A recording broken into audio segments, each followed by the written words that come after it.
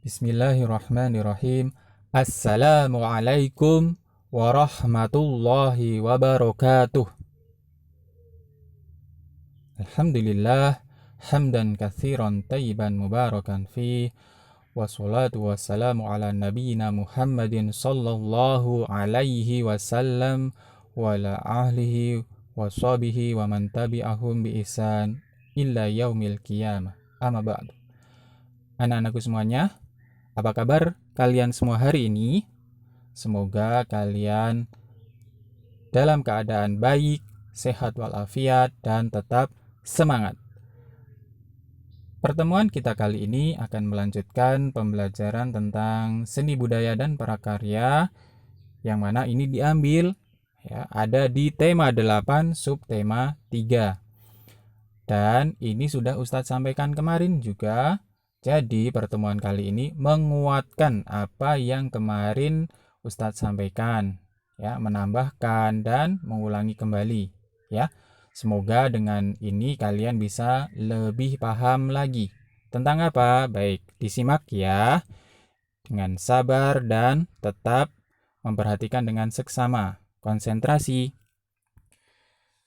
Tujuan pembelajaran kali ini adalah 1. Mengamati gambar benda 3 dimensi. Jadi masih ada kaitannya dengan 3 dimensi dalam bentuk gambar. Siswa dapat menemukan pengertian benda 3 dimensi. Dengan kegiatan membaca karya seni 3 dimensi, siswa dapat memahami pengertian karya seni 3 dimensi. Berikutnya, siswa dapat mengetahui ciri-ciri benda 3 dimensi. Kemudian mengamati lingkungan sekitar, lingkungan sekitar kalian. Kemudian temukan benda-benda yang bisa dijadikan menjadi karya seni rupa 3 dimensi. Perhatikan gambar-gambar berikut. Ada kerajinan, berbagai macam kerajinan.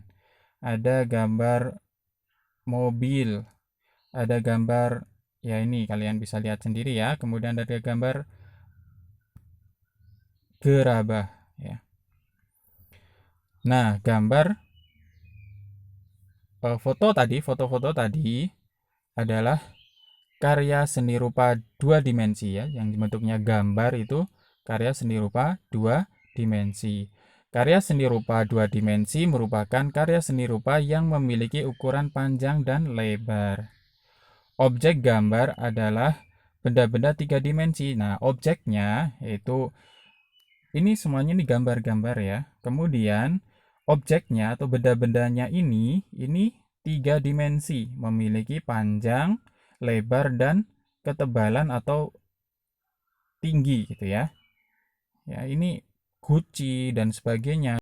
Benda-benda 3 dimensi, tapi ini dalam bentuk gambar 2 dimensi begitu ya. Jadi kalau bendanya sendiri adalah 3 dimensi, kalian bisa pegang dan seterusnya benda tersebut ya.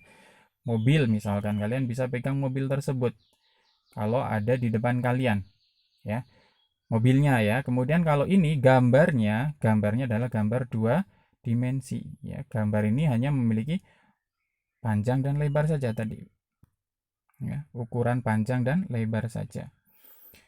Nah, objeknya tadi disebut sebagai objek 3 dimensi. Benda 3 dimensi adalah karya seni rupa yang memiliki panjang, lebar, dan tinggi, serta memiliki volume. Unsur volume inilah yang menjadi pembeda antara benda 2 dimensi dan 3 dimensi. Benda 3 dimensi misalkan benda-benda hias untuk kebutuhan sehari-hari. Contohnya ini yang bentuknya benda hias. Di antaranya guci, vas, bunga, meja, kursi, lemari, dan lampu hias. Ciri karya 3 dimensi adalah mempunyai panjang, lebar, dan tinggi, tadi sudah disebutkan. Dapat dinikmati keindahannya dari sudut pandang manapun, kemudian memiliki volume. Inilah contoh-contoh gambar yang gambarnya adalah menggambar dari benda-benda 3 dimensi. Ini gambar meja, ini gambar kursi. Meja dan kursi benda 3 dimensi dan digambar dalam bentuk 2 dimensi ya. Jadi gambar ini gambar 2 dimensi, akan tetapi objek yang digambar adalah objek-objek 3 dimensi. Ada gelas, ada botol, ada buah-buahan dan seterusnya. Kalau kita lihat secara sepintas ini dari sudut pandang manapun seperti tampak ya, bisa dilihat dari sudut pandang manapun seperti itu. Sepertinya gitu ya. Tapi tetap ini karya 2 dimensi yang bisa hanya dilihat dari depan seperti itu ya.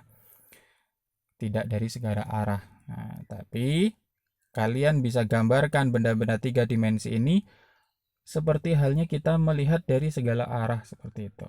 Ya, dengan adanya pencahayaan, gelap terang dan seterusnya gitu ya. Nah, benda-benda dibagi menjadi 3. Yang pertama, benda kubistis. Benda kubistis adalah benda-benda yang berbentuk kubus atau balok. Contoh kotak pensil, kotak tisu, meja, kursi, lemari, bak sampah, kulkas, dan seterusnya. Ini bentuknya kotak-kotak gitu ya. Ada yang kubus, ada yang balok, dan seterusnya. Di kotak, balok, kubus, ini namanya kubistis ya. Kemudian ada yang bentuknya menyerupai silinder atau elips. Contohnya ada botol, gelas, piring, mangkuk, teko, guci, dan seterusnya. Ini disebut benda silindris ya. Silindris. Yang terakhir, benda yang tidak beraturan atau bebas gitu ya. Ini contohnya buah-buahan, pepohonan, batu-batuan, benda alam lainnya yang tidak dikatakan tadi tidak kotak, tidak bulat gitu ya. Ini disebut benda bebas. Nah, tugas untuk kalian adalah amati benda-benda sekelilingmu, carilah masing-masing satu benda yang termasuk ke dalam benda mana yang termasuk kubistis, silindris, dan bebas. Kalian beri keterangan ini yang kubistis, silindris, bebas gitu ya. Kalau bisa masing-masing hanya satu saja, satu foto ya. Kubistisnya satu, silindrisnya satu, bebasnya juga satu, kemudian difoto, kumpulkan hasil fotonya seperti itu.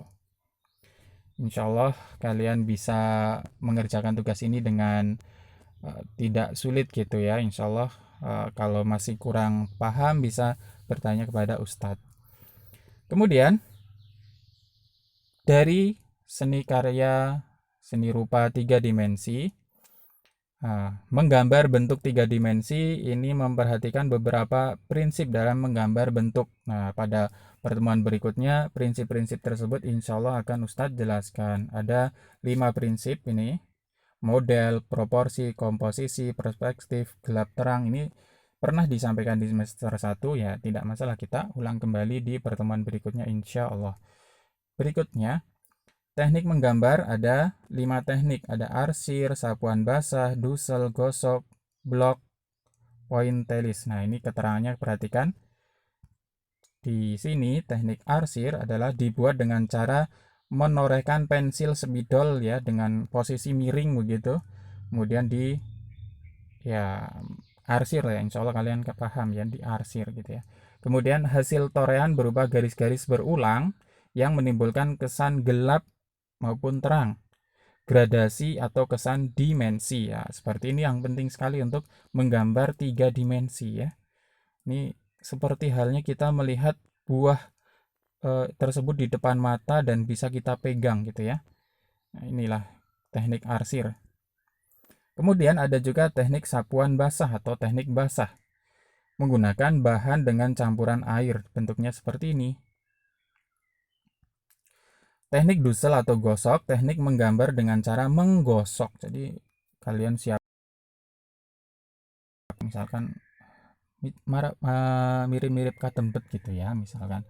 Nah, itu kalian beri katempet tersebut, kalian beri semacam pensil-pensil gitu ya, isi pensil dan sebagainya yang bisa menimbulkan coretan dan sebagainya. Nah, digambar menjadi seperti ini ya, teknik dusel ya, bukan pakai arsir ini ya, pakai gosokan ini.